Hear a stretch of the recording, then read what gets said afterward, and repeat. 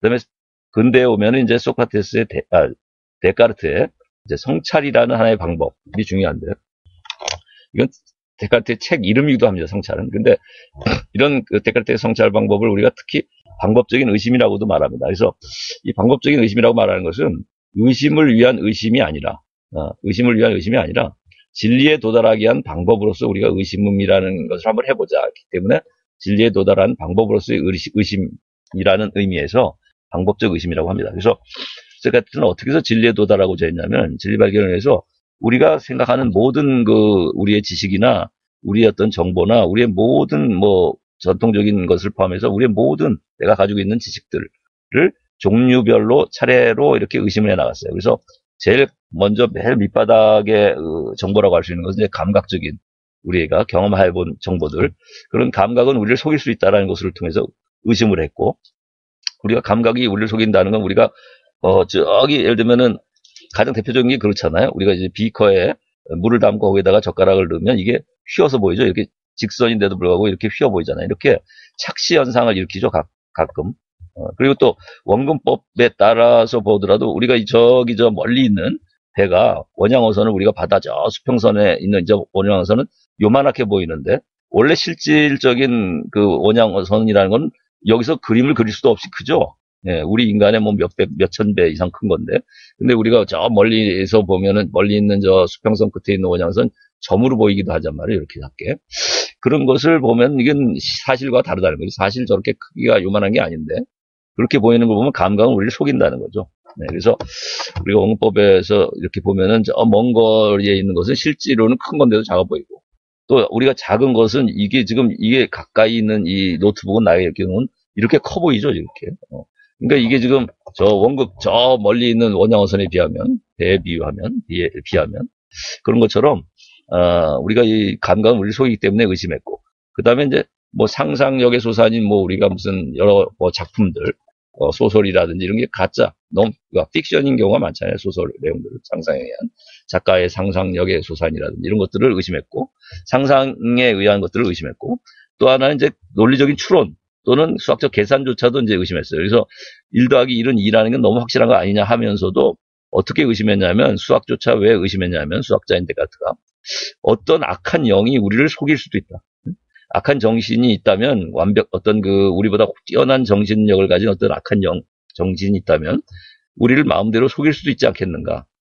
그래서 악한 정신의 영이 우리를 속일 수 있다 해가지고, 악령을 끌어들여서, 수학도 우리가, 의심할 수 있다. 수학적 계산도. 이렇게 얘기한 거예요. 그래서 모든 걸 의심하고 나니까, 수학자인 이 데카르트가 모든 걸 이렇게 다 의심하고 나니까, 그러면 더 이상 의심할 수 없는 것은 없는 것 아니냐. 그러니까 확실한 건 아무것도 없는 거 아니냐 했는데, 마지막 도달한 확실성에 도달했는데, 뭐냐면 더 이상 의심할 수 없는 게 있다. 그건 뭐냐?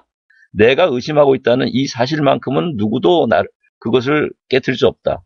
이걸 의심하게 만들 수는 없다. 그렇다면 내가 의심하고 있다라는 것은 내가 생각하고 있는 것이고, think. 코기토라는 건 think라는 말입니다. 영어로는. 라틴어고 코기토.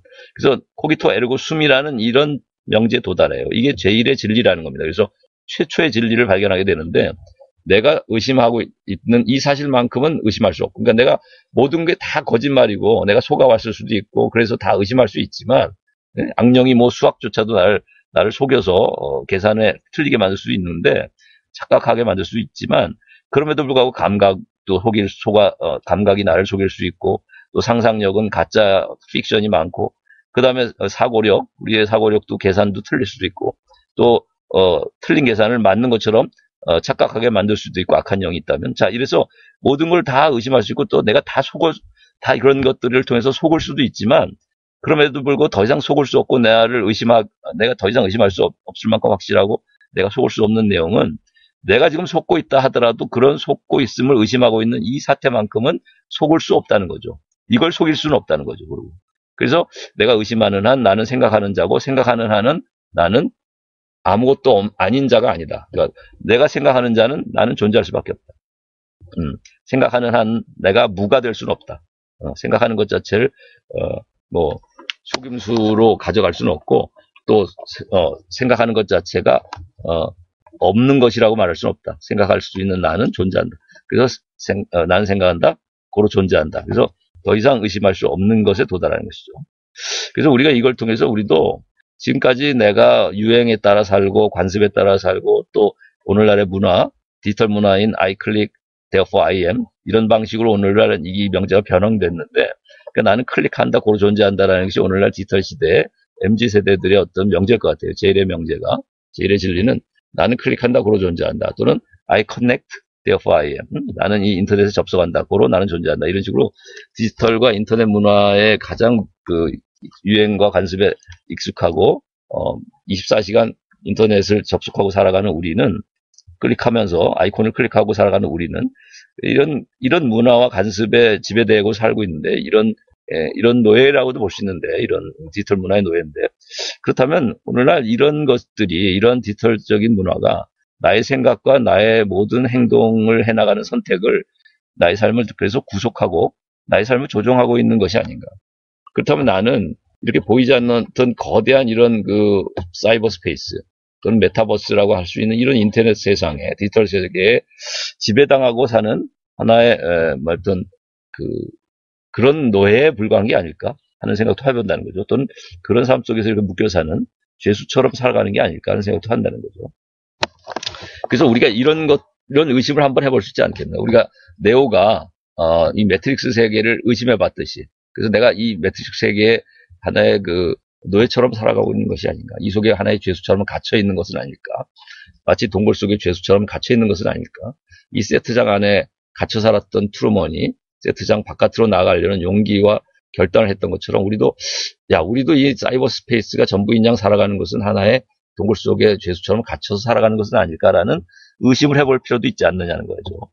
그래서 내가 이런 뭐 영상을 보면서 또는 뭐 광고를 보면서 TV와 인터넷을 보면서 내가 맨날 클릭하고 그것을 구매하고 살아가는데 이런 광고에 나는 조종당하고 있는 게 아닌가. 이런 정보들에 내가 조종당하고 내 생각이 또 거기에 익숙해지고 거기에 묶여 살고 있는 것은 아닌가. 그것이 진리인 양, 그것만이 진리인 양 착각하고 있는 것은 혹시 아닐까.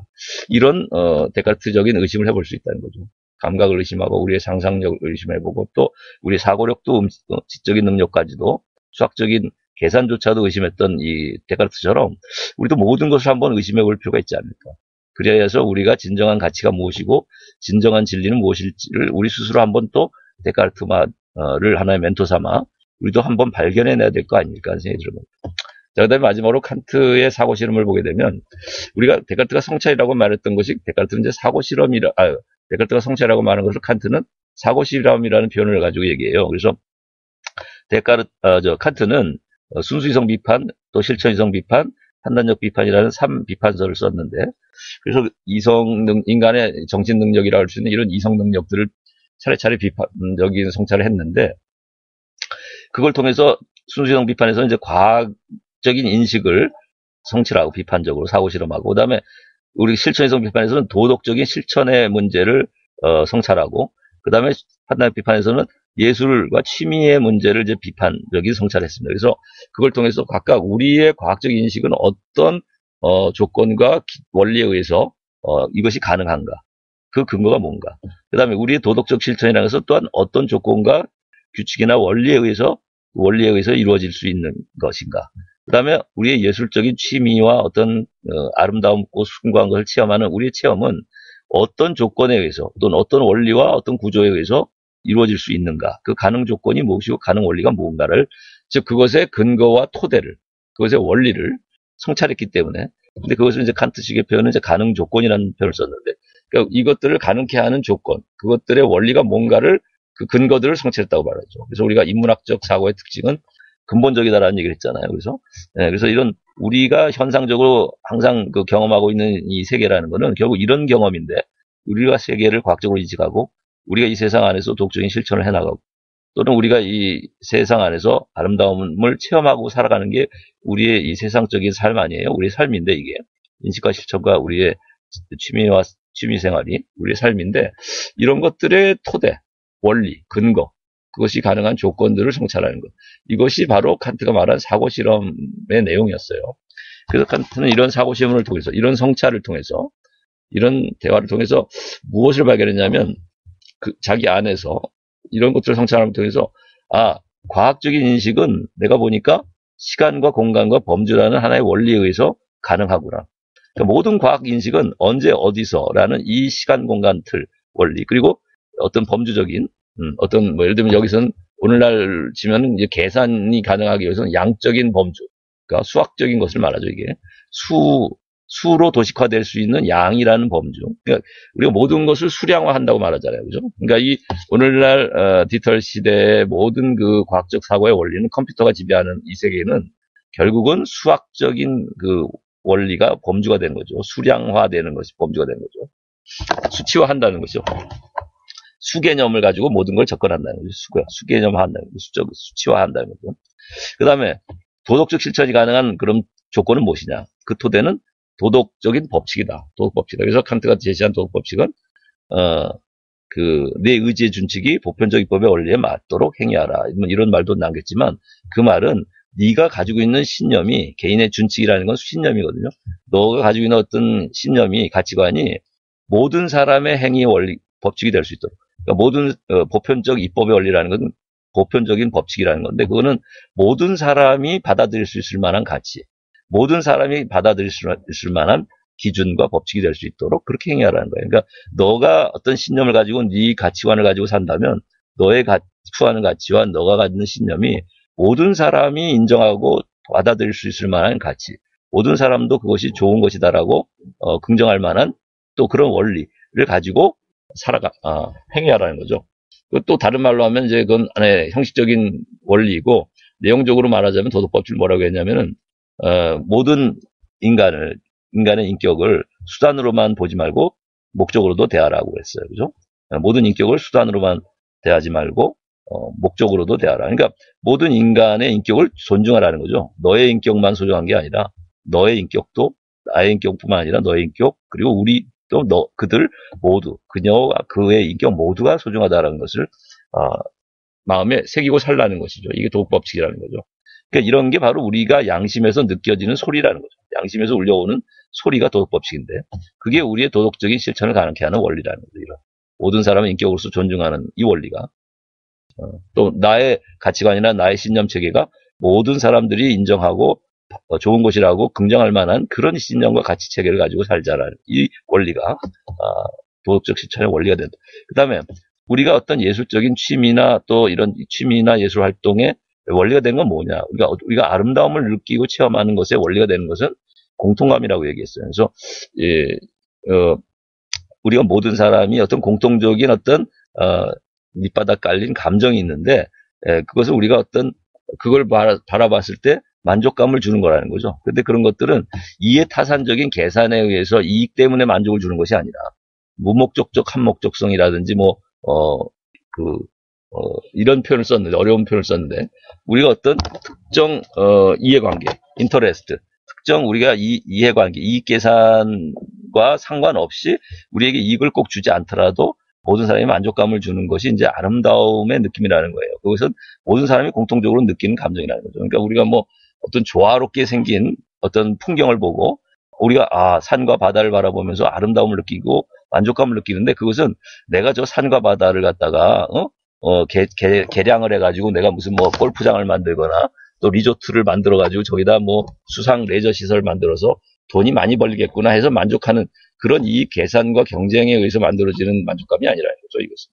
그러니까 우리가 이익 계산을 통해서 내가 경쟁적으로 이익을 얻게 되면 물론 거기서도 어떤 만족은 있겠지만 그 만족은 목적과 관련된 목적과 한목적적인 그런 그 목적에 적합한 만족감이겠는데 이 무목적적인 이런 한목적성이라는 의미에서의 만족감은 특별한 이해관계, 내 이해타산과 관계없이 만족감을 주는 것이라는 거죠. 우리가 저 산과들에 나가서 우리가 기쁨을 느끼는 것은 아름다움을 느끼는 것은 그런 공통적인 우리에게 감정, 즉 우리 마음 안에 이런 것들이 충의를 되고 조화를 느낀다는 거예요. 우리 마음 안에 조화가 이루어질 때, 우리 마음의 힘들이, 능력들이 조화를 이룰 때 이런 이제 만족감을 느끼게 되는데 이것은 공통감이라고 이제 표현했어요. 그래서 아무튼 이러한 그 예술적 취미의 토대는 이런 아름다움을 느끼는 감정이 되는데 이 아름다움을 느낄 수 있는 감정의 기초에는 어떤 것이 있냐면 모든 사람의 마음의 조화, 마음이 조화될 때 느끼는 어떤 만족감이라는 게 있다는 거죠. 마음이 조화될 때 느끼는 감정을 우리는 자연을 보고 느끼고 또 아름다운 사람들을 보고 느끼고 한다는 거죠. 그때 아름답게 느낀다는 거죠. 자, 아무튼 간에 그래서 우리가 이런 사고 실험의 결과 인식과 실천, 도덕, 과학과 도덕, 그리고 예술의 어떤 원리들을 발견해냈는데 칸트는. 근데 이것을 우리가 코페르니쿠스 혁명이라고도 얘기해요. 왜 그러냐면 우리가 과거에는 과학적인 진리든 과학적인 기준이든 인식의 기준이든 또 도덕적인 실천의 원리든 또 도덕적인 가치든 또 예술적인 취미의 원리든 간에 이런 것들을 어디서 찾으려고 했냐면 내 바깥에서 찾으려고 했죠. 내 안에서 발견하려고 하는 것은 아니고 과학적 진리는 내 바깥에 있고 내 그걸 발견해내는 것이 인식이다. 또 도덕적인 진리도 도덕적인 어떤 선이라는 가치나 도덕적인 원리도 그것은 내 안에 있는 게 아니라 바깥에 있는 것처럼 생각했고 또 예술적인 취미나 어떤 이런 체험이 가능한 것도 내 안에 어떤 그 아름다움을 느끼는 기준이 내 안에 있기 때문이 아니라 아름다움 바깥에 있던 대상이 있기 때문에 내가 그것을 아름답게 느끼고 또 예술가들은 그걸 갖다가 모방해서 그리고 또 그걸 모양을 본따서 조각을 하고 또 그런 모양을 흉내내서 예를 들면 새가 아름답게 지저귀는 것을 흉내내서 작곡가가 그 새 소리를 가지고서 모티브로 삼아서 작곡을 하는 것처럼 뭔가 바깥의 것을 기준으로 해서 모든 예술이 이루어지고 도덕적 실천도 어떤 내 바깥에 어떤 원리가 있고 또 내 바깥에 과학적 인식이 가능한 것도 어떤 대상이 있기 때문에 그 대상의 원리가 있고 그 대상들의 진리를 과학은 추가적으로 발견하는 것에 불과한 거 아니냐 이런 생각을 했는데 칸트는 뭐냐면 과학적 진리는 원리든 또는 도덕적인 선이든 그 원리든 또는 예술적인 아름다움이든 그 원리든 간에 그것이 다 내 안에 그 기준점이 있다는 거예요. 가능하게 해주는 조건이. 그것이 인간 안에 있는 시간, 공간, 범주, 개념, 틀이고 양의 범주, 수량화되는 그 계산 능력이고 그다음에 도덕 법칙이라고 하는 인간 마음의 양심의 소리가 있는 것이고 인간 안에 이미 또 모든 사람 안에는 마음의 공통적인 능력이 있고 마음의 이런 조화가 이루어질 수 있습니다. 그러니까 마음의 힘들이 조화를 이룰 수 있는데 인간 마음 안에 있는 능력들은 누구나 가지고 있기 때문에 그 능력들의 조화감이라는 것도 바로 우리 안에 있는 거다. 그러니까 아름다움을 느낄 수 있는 기준은 사실은 우리 안에 있다는 거예요. 바깥에 있는 게 아니라. 그러니까 바깥에 뭐 얘가 이렇게 조각같이 생겼기 때문에 아름다운 것이라기보다는 우리 마음에 그걸 계기로 해서 사실은 우리 마음이 일깨워져서 우리 마음의 조화를 느끼게 돼서 우리는 만족감을 느낀다는 거고 이 도덕 법칙도 뭐 바깥에 있는 것을 내가 따라하는 게 도덕적인 삶이 아니고 내 안에 양심의 소리를 따르는 것이 도덕적인 사회를 만들어가는 방식이고 도덕적인 삶을 살아가는 방식이라는 거죠. 그래서 과학적인 인식도 바깥의 것을 뭐 모방해서 인식하는 게 아니라 내 안에 수량화라는 척도가 있고, 그러니까 수치화할 수 있는 양의 범주가 있고 내 안에. 그래서 양적으로 모든 것을 계산할 수 있는 이런 개념 능력이 있기 때문에 모든 것을 계산화하고 그래서 컴퓨터라는 도구도 만들어서 이 모든 걸 계산해내는 것이 오늘날 디지털적인 문화를 만들어냈고 이런 가상세계까지도 만들어낼 수 있는 이유는 이 가상세계가 바깥에 있는 게 아니라 우리 안에 양화시킬 수 있는 이런 개념 능력이 있기 때문에 수량화하고 양적으로 계산해내는 이 범주가 있기 때문에 이 계산 능력을 가지고 그 도구화하고 그걸 가지고 만들어낸 게 컴퓨터로 구현해낸 게 가상현실이라는 거죠. 그래서 이제 이런 게 바로 우리가 구성적인 인식론이라고도 하고 인식에 있어서는 그러니까 인식의 구성주의라고도 하죠. 그러니까 인식은 바깥의 것을 모방하는 게 아니라 인간이 주체가 돼서 구성해내는 것이다. 교육학에서도 그 구성주의란 말을 하죠. 그래서 이런 칸트의 이런 그 사고 실험과 그 결과를 볼 때 이건 코페르니쿠스적인 하나의 혁명적인 사고의 전환이다. 왜냐하면 과거엔 내 바깥에 있는 객관적인 것, 대상 속에서 모든 원리를 발견하려고 했거든요. 과학적인, 도덕적인, 예술적인 모든 것의 원리를 바깥에서 찾으려고 했는데 칸트는 다 주체 안에서, 내 정신 능력 안에서 이 원리들을 다 발견하고 있는 거죠. 이게 다 우리 정신 능력 안에 있는 것이라는 거죠. 그래서 우리가 예술을 할 수 있는 능력도 우리 안에 있는 거고 우리가 도덕적인 실천을 할 수 있는 것도 우리 안에 이런 능력이 있기 때문이고 과학을 우리가 진리를 발견하고 우리가 디지털적인 어떤 과학 문화를 만들어가고 기술적인 세계를 만들어가는 것도 가상현실과 메타버스를 구축하는 근거도 우리 바깥에 있는 것을 모방하는 게 아니라 우리 안에 있는 이런 것들을 만들어가는 것이라는 거죠. 그러니까 우리가 시간과 공간의 범주라는 게 다 우리 안에 있는 것을 가지고서 메타버스를 만들어가는 것이라는 거죠.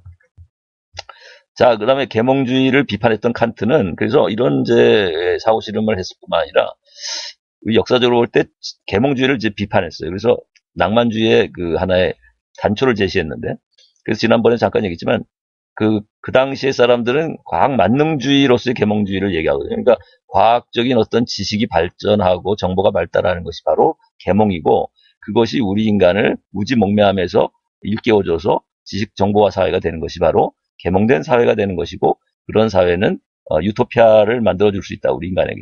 그래서 계몽주의는 이렇게 과학적 인식에 대한 낙관론이고, 과학적 인식을 굉장히 찬미하는 입장이죠. 이것의 절대적 가치를 인정하는 입장이죠, 계몽주의는. 그러나 칸트는 진정한 계몽은 과학적인 인식의 발달에서만 봐서는 안 된다고 얘기한 거예요. 그래서 어떻게 비판했냐면, 참된 계몽이라는 것은 스스로 책임져야 할 미성숙에서 벗어나고 해방하는 것이다. 그렇다면 결국 이 얘기는 뭐냐면, 성숙해지는 것, 전인격이 성숙해지는 것이 바로 참된 계몽이지, 머리만 커지는 과학적인 지식 능력만이, 지식 정보만이 늘어나는 거고, 또는 지식 능력만이 개발되는 것이 성숙한 거, 그 계몽이라고 볼 수 없다라고 이제 비판했다는 거죠. 그러니까 참된 계몽은 전인격이 성숙해지는 것에 있다. 스스로 책임져야 할, 자유의지를 올바로 사용해서 그 선택을 책임져야 할 미성숙에서부터 벗어나서 자신의 행위에 책임져야 할 만한 그런 인격의 성숙을 이루는 것이 참된 계몽이라는 거죠. 그런데 칸트는 뭐라고 했냐면, 이 미성숙은 그럼 왜 발생했느냐?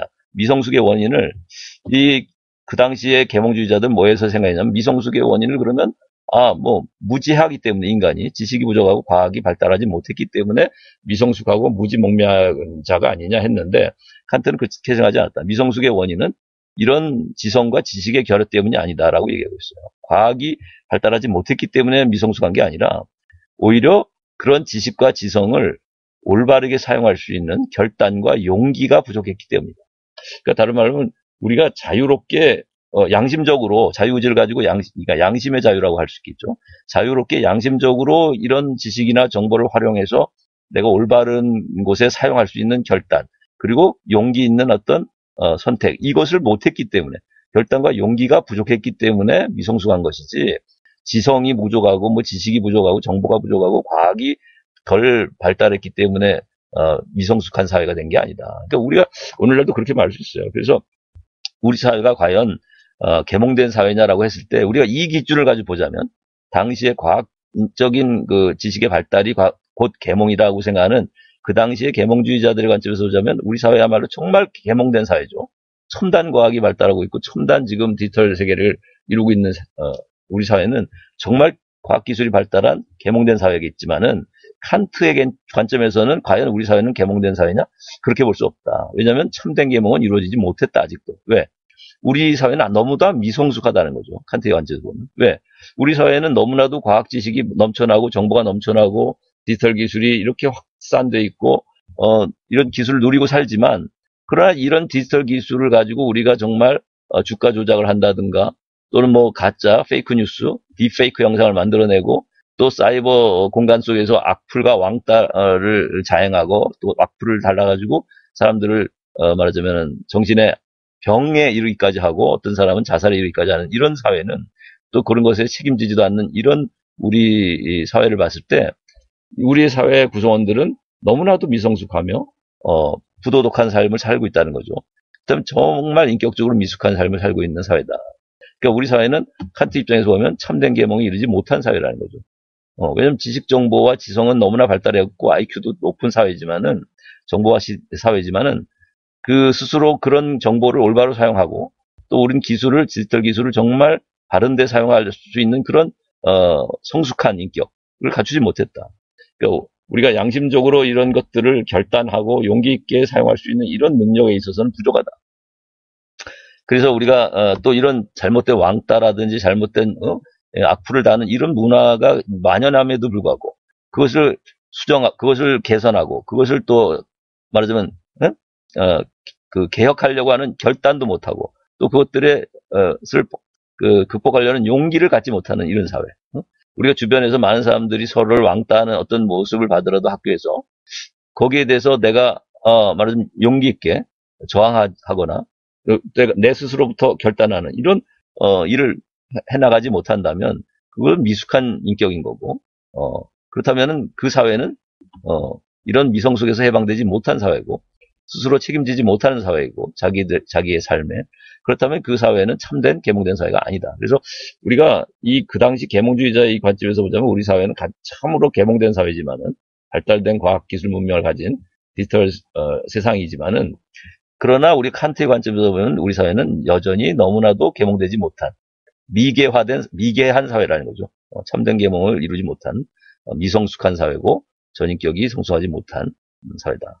그러니까 칸트 입장에서 보면 여전히 이 동굴 속 죄수로서의 삶을 사는 사회라는 거죠. 우리가 이런 디지털 문화를 가지고 있지만 발달된 디지털 문명이 사실은 어떤 그림자 놀이에 불과한 것이고 어찌 보면 왜냐면 아이콘을 가지고 클릭하기만 하지 진짜 왕따를 개선하고 우리가 정말 해결하려는 용기와 결단을 실행에 옮기지 못하고 우리가 항상 오늘날도 여전히 왕따 여전히 악플 이런 문화가 지배하고 있는 사회 속에서 여전히 그림자 놀이를 하고 산다면 예, 우리 사회는 여전히 동굴 속에 이런 그림자를 보는 삶에 지나지 않는 것이고 그 플라톤식으로 말하면 또 데카르트식으로 말하면은 정말 진정한 진리에 도달하지 못한 사회고 의심을 통해 이르지 못한 것이고 또 우리가 사고 실험을 통해서 칸트식으로 말하면 진정한 또 이 해방 미성숙에서 벗어난 성숙한 인격이 되지 못한 사회다.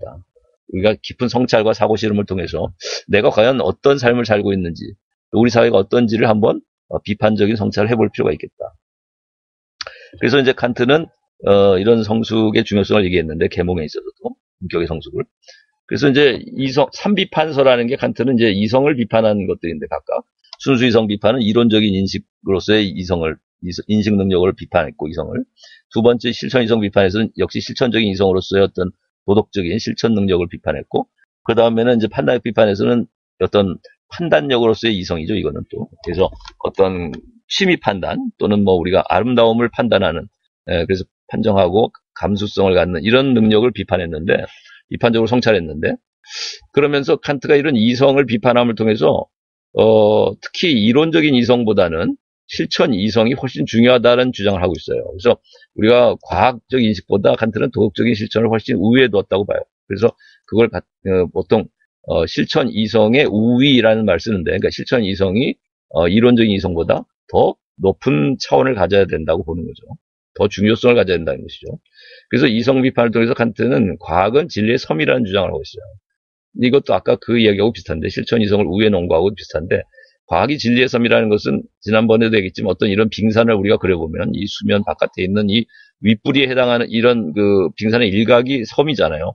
그 섬이고 섬 밑에 이런 해저에 이런 거대한 대륙군과 같은 것이 있다면 우리가 이런 섬에 해당하는 것은 정말 표면적인 진리인데 과학은 여기에 불과하다는 거죠. 보이는 세계를 관측하고 측정해주는 이 과학은 현상 세계의 진리를 우리에게 보여주지만 저 보이지 않는 저 밑부리에 있는 저 세계를 칸트는 자체의 세계라고도 하고 예지적인 세계라고도 얘기했는데, 그러니까 이거는 저 밑부리에 있는 바닷속 깊은 세계일 수도 있고 바닷속에 펼쳐진 세계일 수도 있고 저 하늘 위에 올라와 있는 세계일 수도 있어요. 하늘 위에 펼쳐진 세계일 수도 있어요. 그래서 우리가 과학이 다루는 세계는 단지 이 섬에 불과하고 섬의 진리를 보여주지만 디지털 세계는 그러니까 칸트 입장에서 보자면 디지털 세상이라는 것은 이런 어찌 보면 이 작은 점과도 우주에서 보자면 뭐 점보다도 작은 이 섬에 불과한 것이고 그 진리라는 것은 정말 무한대 펼쳐진 진리라는 것은 우리에게 알려져 있지 않는 과학으로서는 알 수 없는 다른 말로 하면 디지털적인 계산을 통해서는 알 수 없는 또 가상세계인 메타버스를 통해서도 알 수 없는 어떤 자체의 세계가 무한대로 펼쳐져 있는 것인데 그걸 칸트는 예지세계라고 했고 이것은 무엇을 통해 접근 가능하냐면 과학적인 인식이 아니라 그래서 칸트가 도덕적 실천에 더 우위를 뒀다고 하는 것은 도덕적 실천을 통해서 접근 가능하다고 본 거예요. 이것은. 또는 예술적인 상징과 비유를 통해서도 접근 가능하다고 봤죠. 그러나 하여튼 가장 중요한 게 이런 도덕적 실천을 통해서 그러니까 이런 정의적인 요소를 통해서 자체의 세계라고 할 수 있는 무한대로 펼쳐져 있는 저 빙산의 일각이 아닌 저 밑부리에 해당하는 또 이 바다와 무한한 바다와 저 하늘에 펼쳐진 이 예지적인 세계 이 자체의 세계를 칸트는 과학이 아니라 이 도덕적 실천을 통해서 접근 가능하다고 봤거든요. 그래서 과학은 이것을 접근할 수 없고 알 수 없지만 도덕적 실천의 관점에서는 우리가 여기에 접근할 수 있고 여기에 대한 깨달음을 얻을 수 있다는 거예요. 힌트를. 그래서 이 점에서 칸트는 이론 이성보다 이런 과학적 인식보다 도덕적 실천 이성의 우위를 얘기하고 있습니다. 더 높은 차원일 것이다라고. 그리고 이성의 사명은 그래서 이런 과학적 인식을 하는 데만 있는 것이 아니라 지식 정보를 얻는 데만 있는 게 아니라 칸트는 뭐라고 그래요? 이성의 사명은 선한 의지를 낳는 데 있다. 양심적인 어떤 실천을 해나가는 데 있다는 거죠. 이성의 사명. 여기서도 이성에 있어서 이론적인 이런 이성보다 실천적인 이성을 중요시하는 것이 여기서도 말해지는 거죠. 이성의 사명은 이론적인 정보를 습득하는 데 있는 게 아니라 진정한 사명은 선한 의지를 또 낳는 데 있다까지 얘기한다. 그래서 우리가 이제 마지막으로 실존과 자유라는 챕터로 넘어가서, 그러니까 실존 철학에 관한 얘기를 이제 좀 더 본격적으로 하자면, 우리가 나의 정체성과 삶의 의미를 찾는 작업은, 내가 누구인지를 발견하는 작업은, 또 어떻게 살아야 하는 이 문제를, 또 왜 살아야 하는지 이 문제에 대한 답을 찾는 작업은 우리의 실존을 돌아보는 작업이거든요. 그러니까 우리의 실존을 조명하고 분석하는 작업이겠죠. 그래서 이제 실존 철학자들은 이제 실존이 인간의 본질보다 더 앞선다라고 얘기하고 있어요. 그 얘기 뭐냐면, 우리가 각자의 실존이라는 것은 각자가 그때그때 어떤 상황 속에 우리가 자유롭게 처해 있는 것이죠, 지금. 그러니까 우리는 각자는 자유로운 존재인데 어떤 상황 속에서 지금 처해 있다는 거죠. 각자는 상황 속에 처해 있고, 그러나 그 한계에 있는 또 유한한 상황 속에 있지만 그럼에도 불구하고 인간의 본질은 또 자유롭다고 생각하는 거예요. 그래서 인간의 본질은 기성품으로서 미리 우리의 실존보다 앞서 있는 것이 아니라 우리 스스로 본질을 만들어가야 할 자유와 책임이 있다라고 생각하는 것이 실존 철학의 핵심입니다. 그래서 각자의 인간의 실존은 본질이 앞선다는 것은 나의 실존을 통해서 우리의 본질을 만들어가야 한다는 거죠. 그러니까 우리 본질이 실존보다 앞서서 규정되어 있는 게 아니라 미규정 상태인 이 본질을 우리가 스스로 규정해 나가는 것이 우리의 사명이고 책임이다. 그러니까 우리가 자유롭게 우리의 실존을 통해서 우리가 실천적인 이런 삶의 모습을, 삶을 영위함을 통해서, 실존적인 삶을 통해서 우리의 결정되지 않는 이 본질을 스스로 만들어가는 존재라는 거죠. 그럴 자유가 있고 우리에겐 책임이 또 따른다는 거죠. 이게 실존 철학에서 핵심입니다. 그래서 우리 실존 개념에서 이제 중요한 게 자유이자 또 책임이고, 또 하나는 뭐냐면, 그러나 인간의 실존이라는 것은 좀 무한정의 그러니까 무한한 자유를 물론 누린다고 할 수도 있겠지만은, 그러나 모순적인 것은 인간은 또한 유한한 상황 속에 처해 있다는 것을 잊지 않는다는 거예요. 그러니까 만약 우리가 무한한 자유만을 얘기한다면은 그것은 어떤 인간을 초월한 신적인 존재에 가깝겠죠. 그러니까 우리가 전지전능한 존재일 수도 있겠는데, 무한히 자유로운 존재라면. 그러나 인간은 무한히 자유롭다라는 말을 쓰지만 그것은 가능성에서 무한히 자유로운 거고, 현실적으로는 무한히 자유롭지 못하죠. 그러니까 현실적으로는 어떤 구체적인 유한한 상황, 구체적인 제약 안에 있죠. 그러니까 나 같은 경우 여러분이 각자는 대한민국이라는 이 한계 안에 있고, 또 대한민국 중에서도 부산이라는 도시라는 한계의 상황 안에 있고, 또 부산 안에서도 여러분 무슨 금종구 어디 그죠? 수용구면 수용구, 또 수용구라고 하더라도 밀락동이면 밀락동, 이런 그 상황 안에 있잖아요. 그 중에서도 몇 번지, 또 어느 아파트 몇 호, 그 안에서도 여러분 또 어느 방 안에, 그 상황 안에 갇혀 있어요. 그죠? 대학으로 치면 여러분 동의대학의 어느 과에란 그 상황 안에 처해지잖아요. 그죠? 그러니까 이것은 여러분에게 제약된 것이죠. 구체적이면서도 하나의 유한한 것이죠. 무한할 수가 없어요, 여러분. 그지? 그러니까 여러분이 모든 대학을 다 다닐 수가 없어. 여러분이 동의대학이라는 이 구성원이라는 이 한계 안에 갇혀 있죠. 그럼에도 불구하고 여러분은 무한한 자유를 누릴 수 있는 자격이 있고, 또한 가능성을 가지고 있는 자죠. 그러니까 여러분이 이 세계 어디를 나가서도 세계 속의 세계인으로서, 세계 시민으로서 여러분이 빌 게이츠나 스티브 잡스보다 못하리라고 할 수는 없어요. 여러분이 그걸 능가할 만한 자유를 가질 수 있어요. 그러나 그것은 이제 가능성이지, 지금. 그죠? 아직 가능성일 뿐이죠.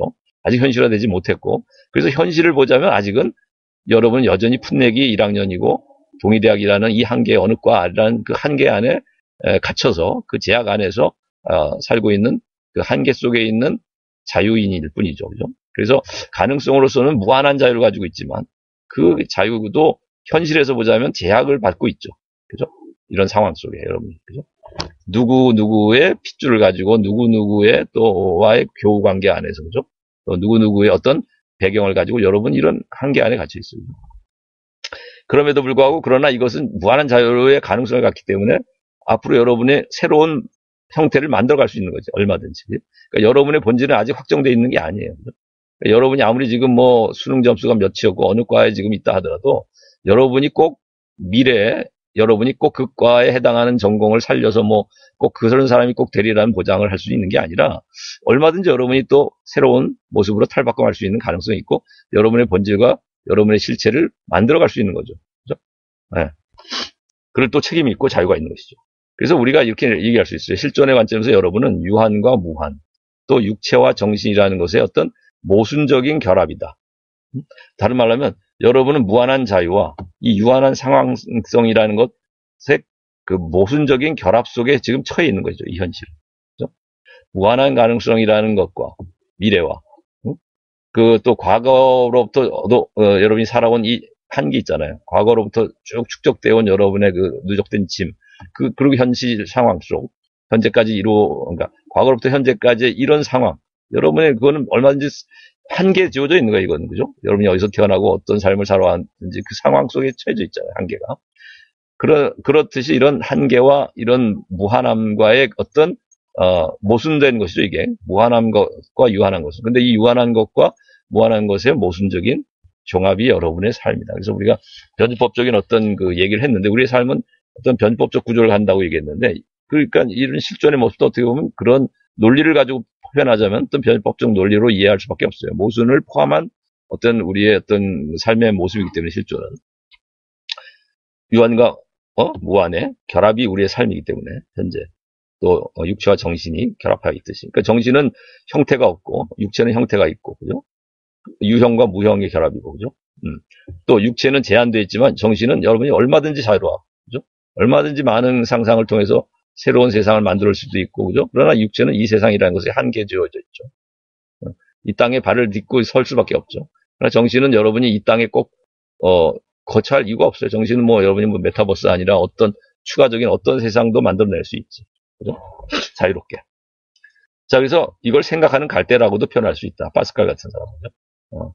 그래서 이 우주가 우리 인류를 멸종시키는 데는 물방울 하나로도 충분할 만큼 인간은 연약한 갈대이지만, 그 인간의 육체성을 가지고 보자면 너무나 유한하고 연약한 갈대에 지나지 않지만, 언제 죽을 수도 있는 존재지만, 그러나 그런 우주보다 인간은 위대하다고 말해요. 물방울 하나만으로도 인간을 멸종시킬 수 있는 이 우주보다 인간이 왜 위대하냐면, 인간은 그런 것을 다 생각하고 스스로 상상하고 그런 것들에 대해 대비하고 또 그런 것들을 조직화할 수 있는 능력이 있기 때문에, 정신 능력이 있기 때문에. 자, 그래서 생각하는 갈대라는 표현을 썼어요. 그래서 이것도 마찬가지인 거지. 무한과 유한의 종합, 정신과 육체의 모순적인 종합이라고 말했던, 이거는 키르케고르의 말입니다. 키르케고르라는 실존 철학자의 말과 생각하는 갈대라는 파스칼의 말은 일맥상통하는 것이다. 예.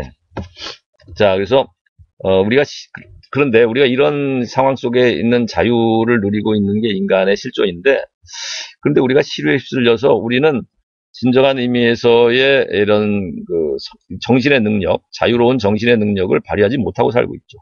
즉 사유에서 도피한다라는 표현을 써요. 하이데거는. 여기서 말하는 사유는 여기서 말하는 이 생각은 우리가 어찌 보면 아날로그적인 사고라고도 볼 수 있겠죠. 그러니까 우리는 이 시류, 디지털적인 태도와 디지털적인 이런 가상현실과 디지털적인 사고에 휩쓸려서 우리가 진정한 아날로그적인 사고, 우리가 철학적인 성찰, 또 시적인 예술적인 어떤 그 체험, 이런 것으로부터 도피해서 살아간다. 그것을 회피하고 그것을 무시하고 살아간다는 거죠.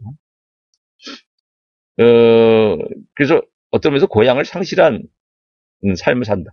이것도 하이데거의 말입니다. 이거 사회에서 도피한다라든지 고향을 상실했다는 말은 이거 다 하이데거 철학에서 나온 말입니다. 실존 철학. 그러니까 인간성의 고향을 상실했다. 즉 아날로그적인 우리의 삶의 고향을 상실하고 디지털적인 어떤 이런 동굴 안에서 아이콘, 그림자들만을 클릭하면서 살아가는 것이, 또는 그런 3D 영상만을 보고 살아가는 것이, 인터넷 디지털 중독에 살아가는 것이 우리의 모습이라면, 이것이 과연 인간성의 고향을 벗어나고 인간성의 고향에서 고향을 잃어버린 하나의 모습 아니겠는가.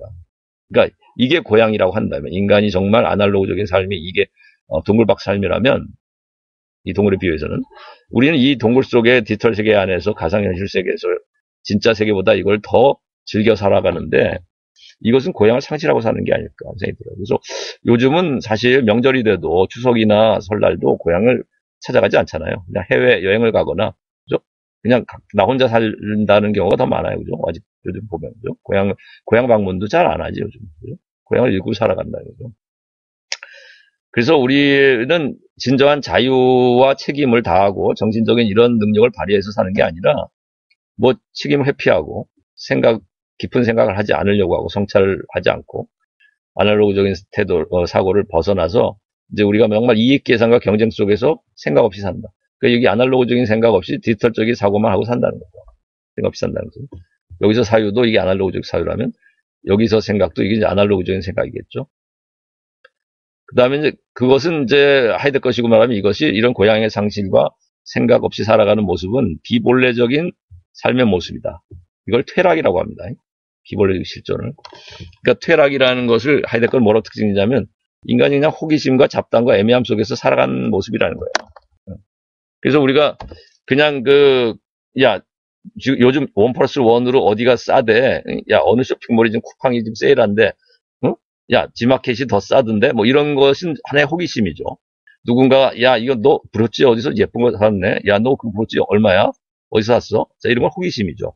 그런데 이것은 진정한 본래적인 어떤 인간의 깊이 있는 이 정체성, 나의 정체성과 그 너의 정체성 안으로 이 관심을 갖고 살아가는 것이 아니죠, 이게 사실.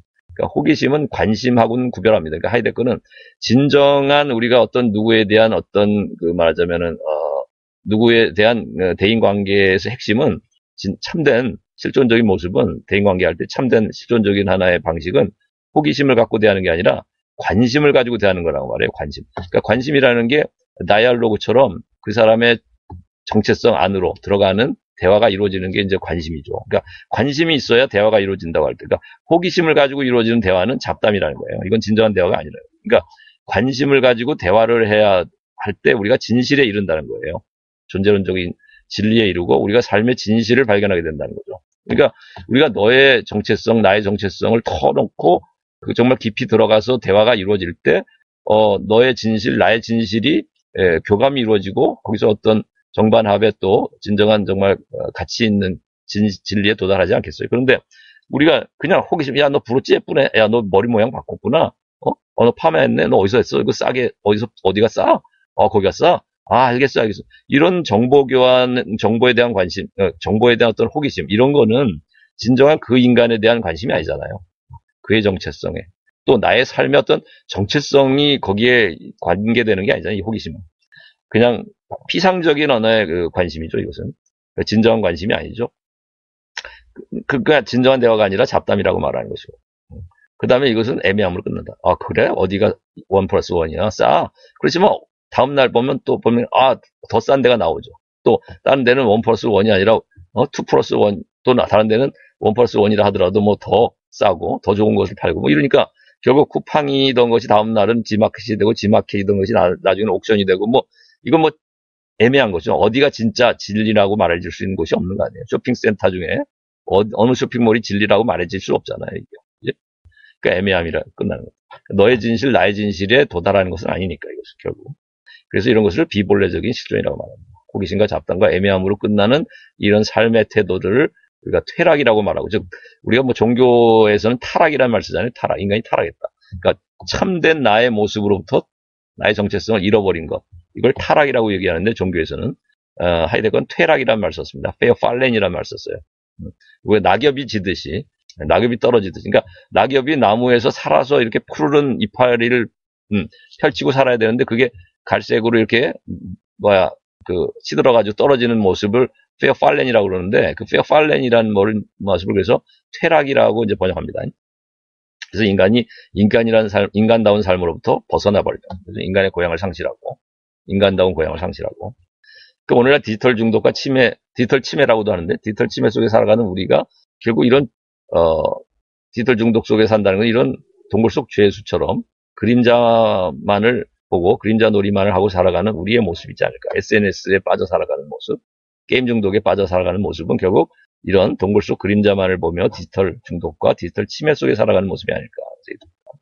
진정한 타인에 대한 관심, 나에 대한 관심, 나의 정체성에 대한 관심, 내 삶의 의미와 가치에 대한 소중함에 대한 성찰 없고 그거에 대한 대화도 없고 그런 진정한 가치에 대한 대화가 이루어지지 못하고 또 진실에 도달하지 못하고 삶에 그냥 애매한 것을 끝나고 마는 그때그때. 자, 그래서 디지털 디톡스란 말 쓰죠. 오늘날 그 선진국에서는 유럽에서는 디지털 디톡스가 필요하다고 그래요. 너무 인터넷을 24시간 놓지 않고 살아가는 이런 사람들에게 금단 현상이 일어나기도 하니까 이걸 아예 디톡스가 필요하다. 이런 중독에서 벗어날 필요가 있다는 거죠. 근데 그런 충격요법으로 가장 좋은 것이 어찌 보면 우리가 죽음을 앞당겨 생각하는 것이다 하는 거예요. 죽음을.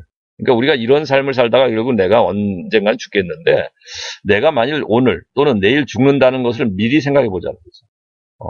그래서 죽음을 미리 앞당겨 생각해 보는 것을 죽음의 선구라고 말합니다. 이것도 하이데거 철학의 용어입니다. 죽음의 선구가 어떤 실존적인 결단에 이르는 중요한 하나의 계기가 된다는 것이죠. 그래서 우리가 실존을 조명해 볼 때 우리가 사고 실험이나 자기와 대화를 통해서 실존을 조명해 보면 죽음을 앞당겨 생각해 보자는 거예요. 사고 실험 통해서. 그랬을 때 우리의 습관적인 삶이 무너지고 충격을 받게 되는데, 그리고 우리가 어떤 불안한 마음을 갖게 되죠. 죽음을 생각하게 되면. 근데 이 불안이라는 것은 나쁜 의미로만 작용하는 게 아니라는 거예요. 우리가 심리학에서 불안을 하나의 정신의 병으로 생각하지만 철학에서는 불안은 굉장히 적극적인 측면도 갖는다고 말해요. 불안이 소극적이고 부정적인 의미만을 갖는 게 아니라 이런 참된 자기를 다시 발견하고 나의 정체성과 의미를 내가 추구하는 올바른 가치를 다시 정립해 나가는데 하나의 중요한 토대, 계기로서 작용하기 때문에 불안은 왜냐하면 불안이라는 것은 근본적인 불안. 그러니까 우리가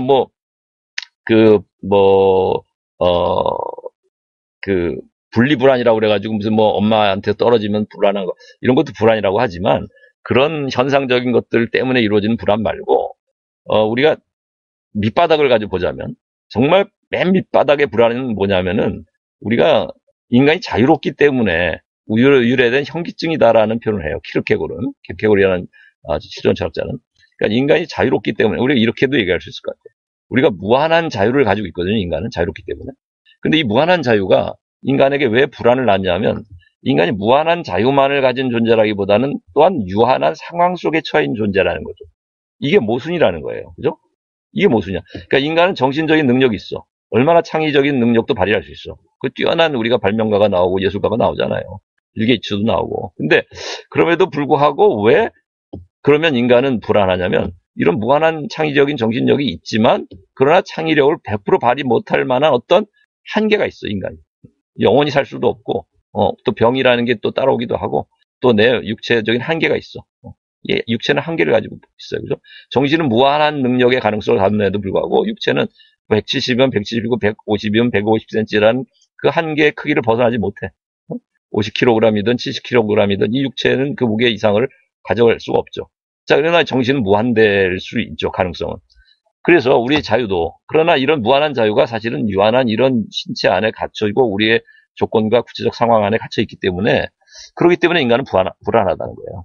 그리고 자유에서 이런 유리한 불안을 느끼고 불안은 하나의 현기증이다. 그러니까 이 모순에 대한 어떤 감정일 수도 있고, 모순에 대한 어떤 정서일 수도 있겠죠. 모순에 대한 느낌일 수도 있겠죠. 이게 분위기일 수도 있겠죠. 불안함이라는 것은, 그죠? 모순을 느끼는 거예요.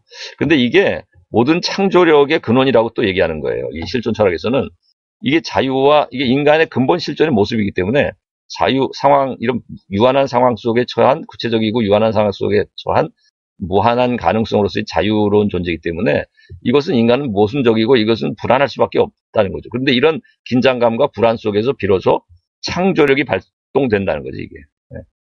그래서 인간의 창의력이라는 것은 이런 불안 속에서 발생하는 창조일 수밖에 없다. 왜냐하면 인간이 완전히 상황을 떠나서 시간 공간의 한계가 없이 영원한 존재이고 그렇게 자유로운 존재라면 이런 불안할 필요가 없는데 인간은 상황 속에 처한 자유를 갖기 때문에 육체 속에 거하는 정신이기 때문에 인간의 창의력은 정신에 의해서 발동된다 하더라도 이 육체와의 긴장감과 불안 이거에 부조하라는 어떤 불안감을 떨쳐버릴 수가 없다는 거죠. 아무리 창의력을 발휘한다 하더라도. 그래서 이 불안이 조성되는 한에서는 오히려 정신력이 더 맞으면 힘을 갖게 되는 그런 순간이 발동되고 그래서 불안함 속에서 오히려 자유롭고 정신의 능력이 고양될 수 있고 여기서 비로소 인간의 창의력이 발동이 된다는 거예요. 그래서 불안하지 않은 사람은 창의력이 없다고도 말해요. 창의력이 크지 못하다. 창조력이 클 수 없다. 그러니까 불안이 강한 사람일수록 창조력은 커진다는 거예요. 왜냐하면 육체와 정신의 긴장감이 커지는 거고 그럴수록 무한한 정신은 그걸부터 극복하려는 힘이 더 솟구치는 거거든요.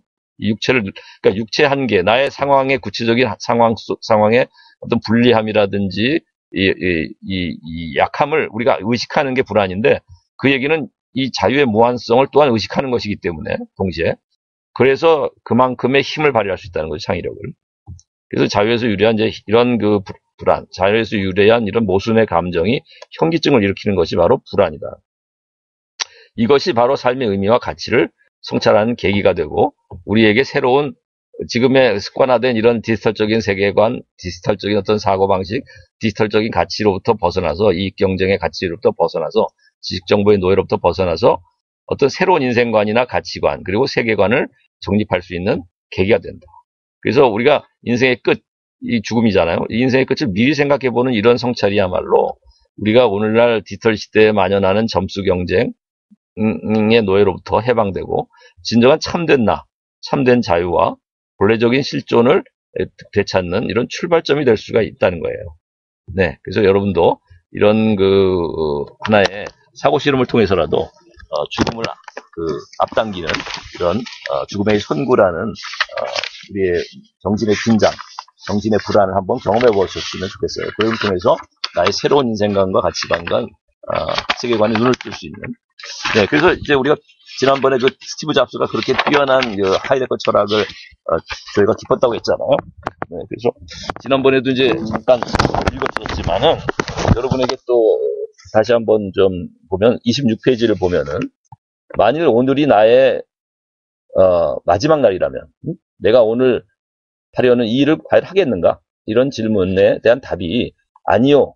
이 날이 이어진다면 무언가 바꿔야 할 때라는 것을 나는 깨달을 수 있다. 이게 스티브 잡스의 명언이잖아요. 그죠? 이게 바로 우리가 인생의 끝을 미리 생각해보는 성찰이 우리에게 큰 중요한 삶의 전환점이 될 수 있는 계기라는 거죠. 그 다음에 또 그런 말 했잖아요.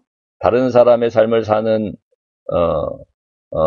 사느라고 한정된 시간을 낭비하지 말라. 중요한 것은 당신의 마음과 직관을 따른 용기를 내는 것이고 이미 마음과 직관은 당신이 하고자 하는 바를 이미 알고 있다. 이것도 말하자면은 이런 마음과 직관에서 표현하고자 했던 내용은 뭐냐면 아날로그적 사고죠. 다시 그죠? 그러니까 우리가 디지털적 사고라기보다는 우리의 마음과 직관이라고 스티브 잡스가 얘기하려는 것은 우리의 어떤 전통적인 철학적이고도 아날로그적인 그런 성찰의 능력을 말한다고 봐야 되겠죠. 그것은 이미 당신이 하고자 하는 바를 알고 있다. 즉 깨닫게 된다는 거죠. 소크라테스식으로 말하자면 음미하고 성찰되지 않은 사람은 살 가치가 없다고 했는데 여러분이 하고자 하는 바가 바로 가치 있는 거 아니겠어요? 살 가치가 있는 것을 발견하는 것인데 그것은 여러분의 마음과 직관을 통해서 가능하다는 것은 결국 이런 철학적인 성찰 능력이고 아날로그적인 사고 방식의 태도일 수 있겠죠. 그 다음에 또 남긴 말을 보면은 내일을 인생의 마지막 날인 것처럼 살아간다면 어느 날 매우 분명하게 올바른 길에 서 있는 당신 자신을 만날 수 있을 것이다 라는 또 얘기를 남겼고 또 인생이 영원하지 않다는 것을 기억하는 것은 인생에서 큰 선택을 할 수 있도록 도와주는 가장 중요한 도구다 이런 얘기도 했어요. 그래서 인생이 영원하지 않다는 것이 결국 인생은 끝이 있다라는 것이고 인생은 유한하고 인간은 죽을 수밖에 없다는 거 아니에요. 그죠? 그러니까 이렇게 인생이 영원하지 않다는 것을 기억하는 것은 인생의 가장 큰 선택을 할 수 있도록 도와주는 계기가 된다. 이게 바로 죽음의 선구를 우리가 미리 앞당겨 사고 실험하고 우리가 성찰해 보는 것은 그래서 자기와 대화해 보고 자신의 마음과 직관을 통해서 이것을 통찰을 얻게 된다면 우리의 새로운 가치관, 또 인생관, 새로운 세계관을 내 눈을 뜨는 중요한 하나의 시발점, 계기가 될 수 있을 것입니다. 그래서 여러분의 이 디지털적인 기존의 사고 습관에서 벗어나서 한번 자유롭게 자신의 가치와 자신이 추구하는 가치와 진정한 자유를 한번 누려봤으면 하는 생각을 해봅니다. 네, 오늘은 여기까지 하겠습니다. 수고했습니다.